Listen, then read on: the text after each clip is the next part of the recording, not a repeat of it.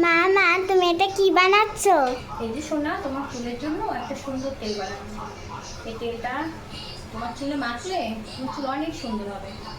তাই মামার চুল লম্বা হয়ে যাবে? হ্যাঁ, এটার মধ্যে অনেক জড়িবুটি আছে। এই তেলটা তুমি মাখলে তোমার চুল ঘন হবে, কালো হবে, আর মাথার চুল পড়বেও না। তাই হুম। তো চলো, আমার মেয়েকে আমি কি তেল বানিয়ে মাখাই সেই ছোটো থেকে, তো তারই একটা ভিডিও ক্লিপ তোমাদের সঙ্গে শেয়ার করছি। 500 গ্রাম আমি শালিমার কোকোনাট অয়েল নিয়ে নিয়েছি। আর তার সঙ্গে নিয়েছি দেখো ভিঙ্গরাজ, তোমাদের ভাষায় যেটাকে বলে ভিঙ্গরাজ, মেথি, কালো জিরে, জবা ফুল, আমলকি আর শিকাকাই। তো এইগুলোর সঙ্গে অন্যবার আমি আরও অনেক কিছু অ্যাড করেছিলাম, এবার সেগুলো আমি জোগাড় করতে পারিনি, এই জন্য অ্যাড করতে পারি। তো এই কটা দিয়েই আমি তেলটা আজকে বানাবো। তো চলো দেখে নাও কেমন করে আমি তেলটা বানাই।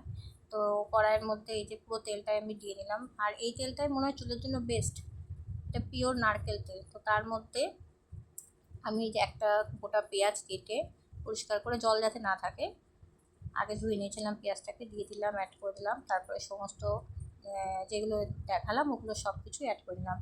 তো এগুলোকে এবার একদম লো স্টিমে হিট দিতে হবে।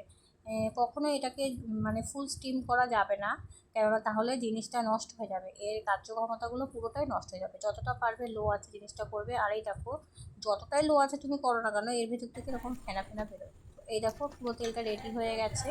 এই তেলটা তোমরা ইউজ করে দেখো, ভীষণ উপকার হয়। আমার মেয়ের মাথায় প্রচুর হেয়ার গ্রোথ হয়েছে। তো কেমন লাগলো ভিডিওটি অবশ্যই বলো। টাটা।